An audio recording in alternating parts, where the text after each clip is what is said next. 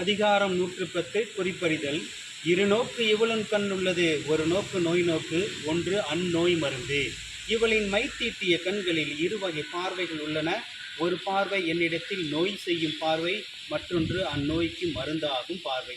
கண் களவு கொள்ளும் சிறுநோக்கம் காமத்தில் செம்பாக மன்று பெரிது. கண்களால் என்னை நோக்கி களவு செய்யும் இவளின் சிறு பார்வை காதலின் சரிபாதி என்று அதற்கும் மேலாகும். நோக்கினாள் நோக்கி இறைஞ்சினாள் அத்தவள், யாப்பினுள் அட்டியினீர் என்னை நோக்கினாள் நோக்கி பின் நாணத்தால் தலைகுனிந்தாள். அக்குறிப்பு எங்கள் அன்பு பயிருக்கு அவள் ஊற்றிய நீராகும். யான் நோக்கும் காலை நிலநோக்கும் நோக்காக்கால் தான் நோக்கி மெல்ல நகும். யான் நோக்கும் போது அவள் நிலத்தை நோக்குவாள், யான் நோக்காத போது அவள் என்னை நோக்கி மெல்ல நாணத்தால் சிரிப்பாள்.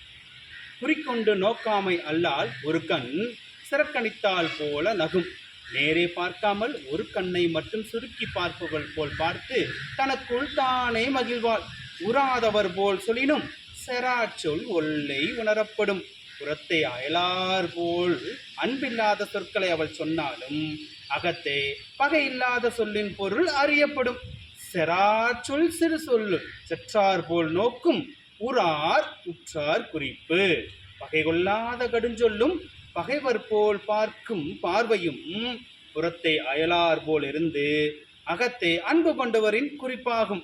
அசையற்கு உண்டாண்டோர் ஏரியா நோக்க பசையினல் பையனகும். யான் நோக்கும் போது அன்பு கொண்டவளாய் அவள் சிரிப்பாள். அசையும் இயல்புடைய அவளுக்கு அப்போது ஒரு அழகு தோன்றும். ஏதிலார் போல புதுநோக்கு நோக்குதல் காதலார் கண்ணே உல. முன்பின் தெரியாதவர்கள் போல பொதுவாக பார்த்து பேசுவது காதலர்களிடமிருக்கும் குணமாகும். கண்ணோடு கண்ணினை நோக்கொக்கின் வாய்ச்சொற்கள் எந்த பயனும் இல.